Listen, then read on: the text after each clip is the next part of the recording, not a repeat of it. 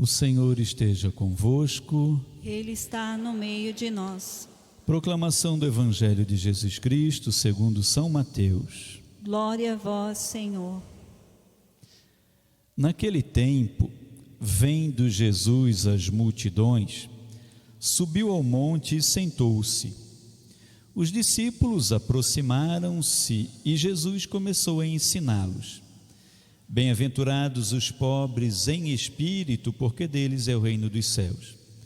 Bem-aventurados os aflitos, porque serão consolados. Bem-aventurados os mansos, porque possuirão a terra. Bem-aventurados os que têm fome e sede de justiça, porque serão saciados. Bem-aventurados os misericordiosos, porque alcançarão misericórdia. Bem-aventurados os puros de coração, porque verão a Deus. Bem-aventurados os que promovem a paz, porque serão chamados filhos de Deus. Bem-aventurados os que são perseguidos por causa da justiça, porque deles é o reino dos céus. Bem-aventurados sois vós quando vos injuriarem e perseguirem, e mentindo disserem todo tipo de mal contra vós por causa de mim. Alegrai-vos e exultai, porque será grande a vossa recompensa nos céus. Ontem, hoje e sempre, esta é para nós palavra da salvação. Glória a vós, Senhor.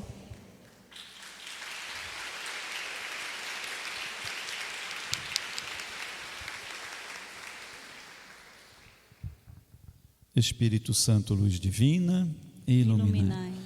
Podemos sentar um minutinho, meus irmãos amados. Muitos motivos alegram a nossa comunidade nessa solenidade de Todos os Santos, né?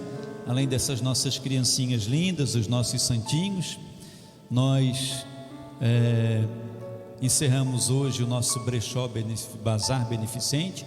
Muitas pessoas que trabalharam no bazar estão aqui na missa para render graças a Deus. Foi uma bênção, a gente agradece a todos. Os nossos jovens participaram de retiros, os meninos e meninas do JUFES participaram do seu acampus, do seu acampamento. Os meninos e meninas do JUCRE, do retiro ali na Vila do Divino Oleiro, tem um jufino também junto, né? Participou ali. Os nossos jovens cheios de Deus. Hoje também com uma missa nós celebramos 20 anos do projeto Dioceses Irmãs, Diocese de Florianópolis e Diocese da Barra, 20 anos de missões no sertão da Bahia. Eu morei lá há 5 anos como missionário, e hoje também a gente tem a graça de ter na igreja, na missa, hoje um irmão nosso, o Celso, que eu quero convidar para vir aqui, Celso, que é missionário também, um amigo missionário, sempre faz missões por vários países, inclusive todos os anos vai ao continente africano para pregar a palavra de Deus, escritor já de vários livros, e hoje ele vem trazer um livro para lançar conosco, e eu convidei o Celso para partilhar a palavra conosco, para trazer um pouquinho da sua experiência missionária, do seu contato com a palavra de Deus, sobre o Evangelho, sobre a liturgia desse dia de Todos os Santos. Por favor, Celso, tenha bondade. Obrigado, querido.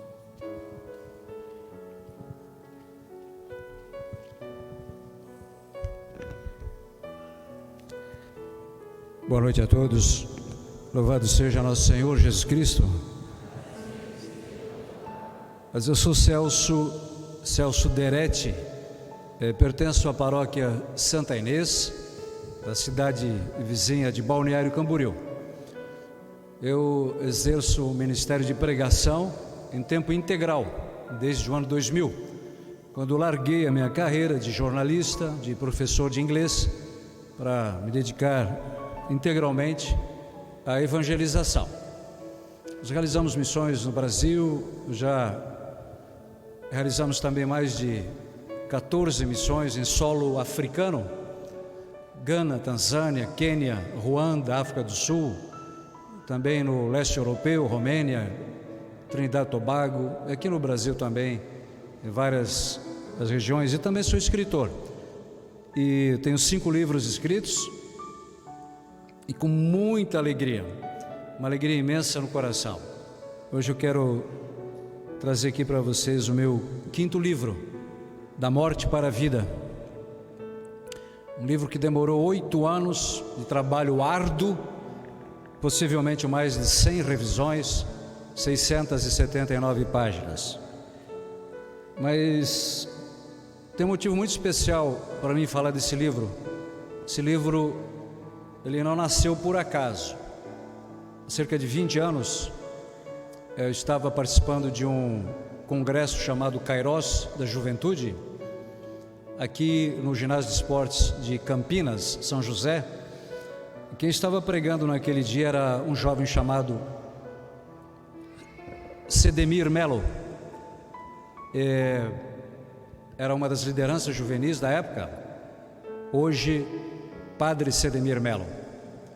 E após ouvir uma das pregações do jovem Sedemir, eu escrevi um artigo, fui profundamente tomado pelo Espírito de Deus. Esse artigo foi publicado em revistas nacionais e depois foi transformado neste livro. Então, este livro surgiu por uma pregação desse meu grande irmão, com quem eu quero agradecer profundamente. Muito obrigado, Padre Sedemir. Obrigado de todo o coração. E, queridos, esse livro trata do plano da salvação, da morte para a vida. Ele é um romance, é uma história, é a mais linda história de amor que a humanidade já conheceu. A história da minha, a história da sua, a história da nossa salvação. Trata do incomparável, inconcebível amor de Deus por cada um de nós, míseros filhos de Adão. E quero lembrar aqui, hoje, dia de Todos os Santos, o cardeal Frei Raniero Cantalamessa, que é o pregador da Casa Pontifícia, ou pregador do Papa, durante um dos exercícios quaresmais lá no Vaticano, ele disse que o contrário da santidade não é o pecado. O contrário da santidade é o fracasso. Se chegarmos ao final da nossa vida, dessa breve existência terrena, essa sombra que passa, e não tivermos alcançado a santidade, nós teremos fracassado, porque a vontade de Deus a nosso respeito é a nossa santificação. Mas também é verdade que o que gera o fracasso deste plano de Deus a nosso respeito é o pecado, porque a palavra de Deus diz que o salário do pecado é a morte, enquanto o dom de Deus é a vida eterna em Cristo Jesus. Romanos capítulo 6, versículo 23. Pensa, irmão, você, eu, no dia da nossa morte, o dia que já está decretado, o dia da nossa morte, o inescapável dia em que nós vamos cruzar as misteriosas portas da morte. O dia que já está decretado e que se aproxima rapidamente. E o que o Catecismo da Igreja afirma sobre o dia da nossa morte?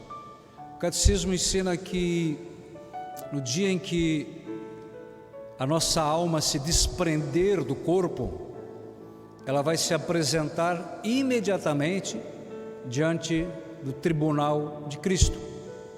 Ali haverá um julgamento particular, um julgamento que vai preceder ou anteceder o julgamento final, o dia do juízo final. E nesse julgamento particular, cada um vai receber uma sentença irrevogável: o céu ou o inferno. É um outro livro que eu escrevi, Céu ou Inferno. E essa sentença, ela vai determinar onde nós passaremos a eternidade, sem possibilidade alguma de mudar esse destino, nenhuma possibilidade. E aqui entra a nossa escolha, nesse exato momento, nesse dia 7 de novembro de 2021, nós já estamos com a planta de nossos pés no céu, nos páramos celestiais, ou estamos com a planta de nossos pés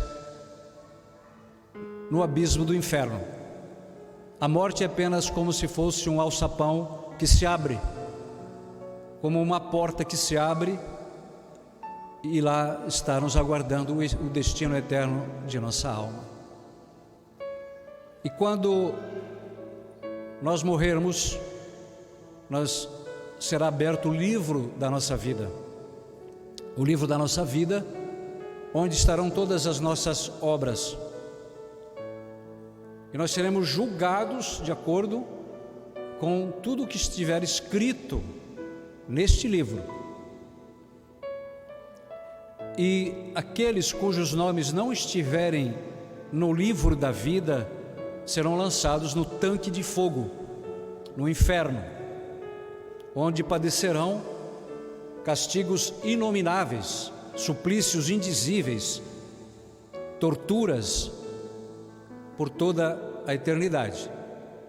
Não porque Deus assim o quer, porque conforme está escrito em a primeira carta de São Paulo a Timóteo, capítulo 2, versículos 3 e 4, a vontade de Deus é que todos os homens se salvem e cheguem ao conhecimento da verdade. O céu, o inferno é uma escolha pessoal, é uma decisão pessoal.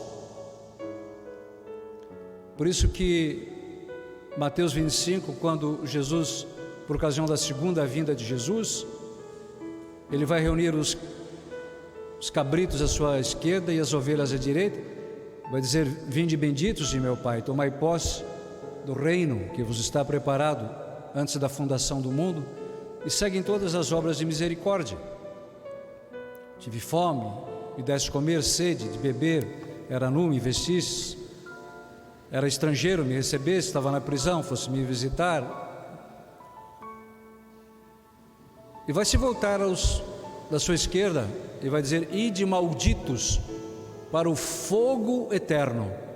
E preste atenção agora: preparado para o diabo e os seus anjos. O inferno não foi preparado por uma alma humana. Esta alma imortal, da qual nós fomos dotados no preciso momento da nossa concepção, essa alma imortal que vai viver para sempre. Então Deus não destina ninguém ao inferno, é uma escolha dramática. E olha, irmãos, essa possibilidade é real. Se nós morrermos em pecado mortal, sem termos nos confessado com o sacerdote, nós seremos condenados ao fogo eterno, onde não há mais redenção, onde não há mais esperança. O dia da nossa salvação é hoje. Aquele evento onde o jovem Sedemir na época pregou, chamava-se Kairos. Kairos significa tempo da graça. Nós temos o Cronos, que é o tempo cronológico, e temos o Kairos, que é o tempo da graça. E ai de nós se durante esse tempo cronológico nós deixarmos passar a graça de Deus, se fizermos pouco caso da graça de Deus, ficaremos apartados do Deus de todas as graças por toda a eternidade. Não importa quanto dinheiro teremos acumulado, quanta fama, quanta fortuna, quanto prazer, seremos condenados ao fogo do inferno, meus irmãos. Ai de nós se nós não nos convertermos hoje. Ai de nós se nós adotarmos o modo de viver deste mundo, Porque a palavra de Deus diz que aquele que ama o mundo se torna inimigo de Deus. O fato, meus irmãos, é que Deus tanto amou o mundo, João 3,16, que mandou seu Filho único, para que todo o que nele crer não pereça, não morra, mas tenha a vida eterna. E não existe absolutamente nada mais importante para um filho de Adão, para uma filha de Adão, a posse da vida eterna. Jesus disse que adianta o homem ganhar o mundo inteiro se perder a sua alma. Queridos, a vida eterna, ela é graça de Deus, ela é dom de Deus. Mas deixa eu dizer uma coisa aqui. O Evangelho que foi acabado de ser proclamado aqui nos ensina o magistério da igreja. O Evangelho é a revelação em Jesus Cristo da misericórdia de Deus para os pecadores. E o mesmo magistério da igreja nos ensina que não há pecado, por mais grave que alguém tenha cometido, que a igreja não possa dar o perdão, desde que haja arrependimento. Desde que haja arrependimento. Porque nós conhecemos muito bem a Deus como onisciente, onipresente, onipotente, mas o maior atributo de Deus é a sua insondável misericórdia. Isso significa que não há pecado que Deus não possa perdoar quando há arrependimento. Deus pode perdoar todo o pecado, Ele quer perdoar, e Ele veio para nos salvar. Ele deixa 99 ovelhas e vai em busca da ovelha desgarrada. Quando o filho volta para a casa do pai, ele põe anel no dedo, sandália nos pés, roupa nova, manda fazer uma festa. Mas lembre-se de uma coisa, amados: o maior atributo de Deus é a sua infinita misericórdia, mas nem a infinita misericórdia de Deus pode salvar você, se você não se abrir à salvação de Deus. E abrindo-se à salvação, como pediu o Papa João Paulo II quando foi eleito, abrir as portas ao Redentor. Jesus diz: eis que estou à porta e bato. Quem abrir, entrarei e cearei eu com ele, ele comigo. E Jesus diz: eu sou a porta. Eu sou a porta. E quando nós abrimos a porta do nosso coração para a redenção, para a salvação, o Senhor, Ele abre as portas do paraíso para cada um de nós. E quero lembrar aqui, irmãos, Jesus veio justamente para nos arrancar do poder da morte e nos transportar para o seu reino celestial, para a vida eterna. Porque o maior desejo do ser humano é viver eternamente. Esse desejo está inscrito no coração de cada um de nós, porém fora das nossas possibilidades. Esse desejo só é possível de ser realizado em Cristo Jesus. Por isso, essa noite, tome a decisão mais importante da sua vida. Aceite o Senhor Jesus, aquele que deu a vida por você, aquele que derramou seu sangue na cruz para cancelar toda a tua culpa, aquele que destruiu o império de Satanás, aquele que sepultou a própria morte e ascendeu ao céu para abrir para todos os filhos de Adão as portas do paraíso que estavam fechadas por causa do pecado. Abra-se a salvação, aceite Jesus como teu Salvador. Porque a maioria de nós, irmãos, nós gostamos de ouvir falar de Jesus, mas ainda não entronizamos Jesus em nosso coração. Ainda não entregamos as rédeas de nossas vidas nas mãos do Espírito Santo.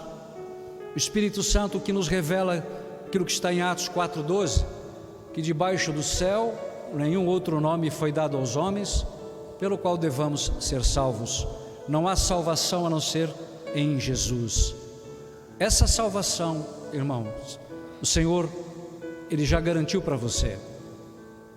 Existe um assento no céu reservado para você. Mas não faça, irmãos, por favor, não corra o risco de fazer com que esse assento permaneça vazio por toda a eternidade. Esse assento está reservado para você. Arrependa-se, mude de vida, santifique-se, como foi lido agora, purifique-se, porque está escrito lá em Apocalipse, capítulo 2, versículo 10, ser fiel até a morte, e eu te darei a coroa da vida. É por isso que a capa desse livro tem uma coroa, é a coroa da vida, e todos nós seremos coroados pelas mãos do próprio Jesus, no dia em que cruzarmos os portões do céu, e os nossos olhos contemplarem um território de belezas indizíveis, e nós viveremos junto com Jesus, com todos os santos que aqui estavam antes, com Nossa Senhora por toda a eternidade. E sabe quanto é que dura a eternidade, meus irmãos?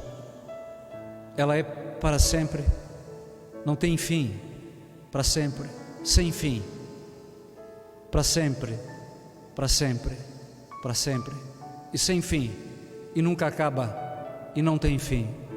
Irmãos, ou no céu, ou no inferno. Escolha esta noite, meus irmãos, escolha viver eternamente no céu, porque esta é a vontade de Deus, a nossa santificação. E o Espírito Santo não nos é dado porque somos santos, mas para nos santificar, para nos santificar. E você pode ser um grande santo se você permitir que o Espírito Santo te santifique. E a santidade, meus irmãos, ela deve ser programada.